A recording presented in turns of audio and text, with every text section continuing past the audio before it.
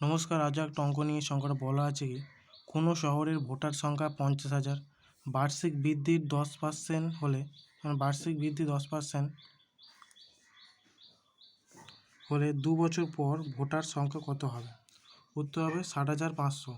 আমরা এটা সহজে চক্রসূত্র দ্বারা করবো। কী বলে যে 50,000 মোট ভোটার সংখ্যা, বৃদ্ধি হার কত 10%, তাহলে 2 বছরে, তাহলে আমরা কী পি ইন্টু 1 + r/100, তাহলে আমরা সুদা বের করবো, মোট ভোটার সংখ্যা পেয়ে যাবো। তাহলে 50,000 ইন্টু 1 প্লাস পুট করে দিচ্ছি 1 + 100 10/100 হোল 2, তাহলে 50,000 গুণ 100 100 110 110/100 ইন্টু 110/100, তাহলে শূন্য সময় কেটে দিই। এই আমরা একটা শূন্য কাটলাম, একটা শূন্য কাটলাম, এই একটা শূন্য কাটলাম, একটা শূন্য কাটলাম, এই একটা দুটো কাটলাম, একটা দুটো কাটলাম, তাহলে কত হলো 11। তাহলে কত পড়ে হলো এখানে 11 গুণ 11 গুণ 500, তাহলে 11 কত হয় 121।